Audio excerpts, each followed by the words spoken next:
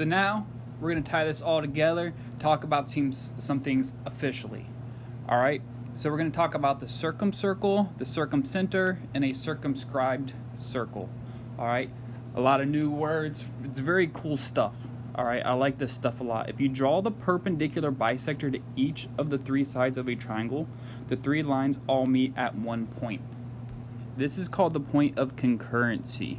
It is also called the circumcenter of a triangle. All right, so I went to page 40 of the iBook and I tapped the explore circumcenter of a triangle. If you want to go and do the iBook and do this yourself, I mean, might as well. It's pretty cool. It's pretty fun.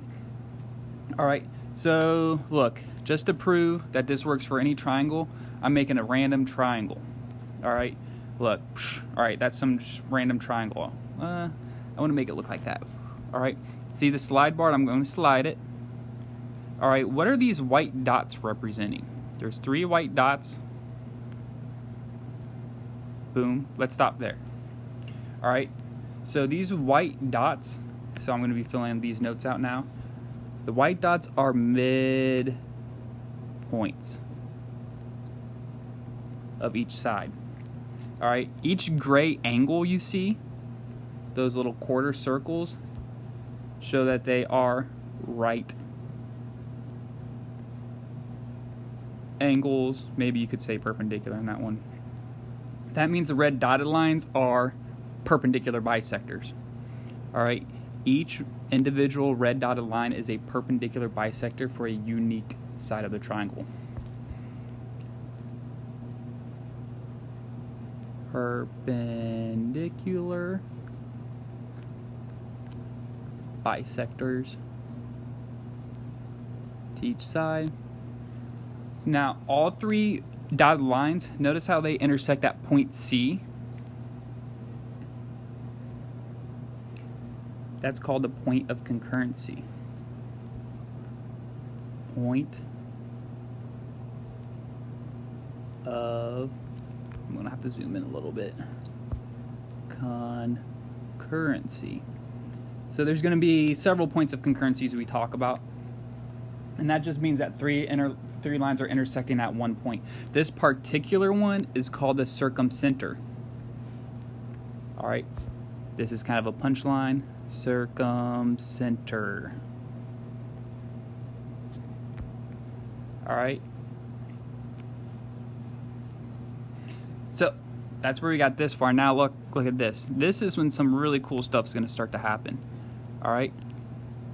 These blue segments coming from the circumcenter, notice how they're all equidistant. They're all equidistant.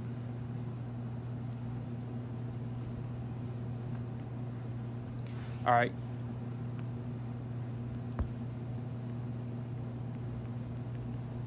So this point of concurrency is equidistant to all 3 vertex, all 3 angles of the triangle.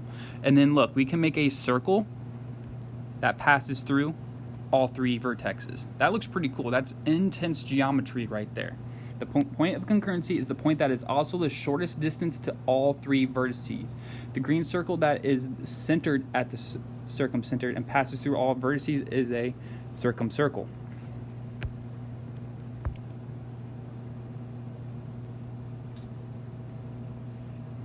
And this is insane. This works for any triangle that's existed in the past, that currently exists, that's going to be drawn in the future. All 3 perpendicular bisectors are going to intersect at one point, and that point is equidistant to all 3 vertexes. All right? So it's like if you want to be equidistant from 3 points, you need the circumcenter. This stuff's very useful. Like I said, like if you want to put a shopping mall, equidistance from 3 towns, or a hospital, equidistance from 3, anything where you want equidistance from 3, this is when this is useful. All right, and look, we can change this. Look, this is a nice acute triangle. I make it obtuse. I'll make it very obtuse. Look how it gets outside of the circle. And then let's try to make it nice and right. Boom, it lies on the hypotenuse.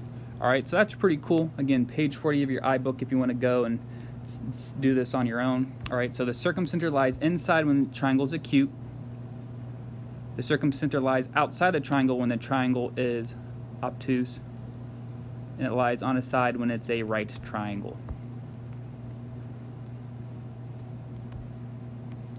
Alright, and that's that for now.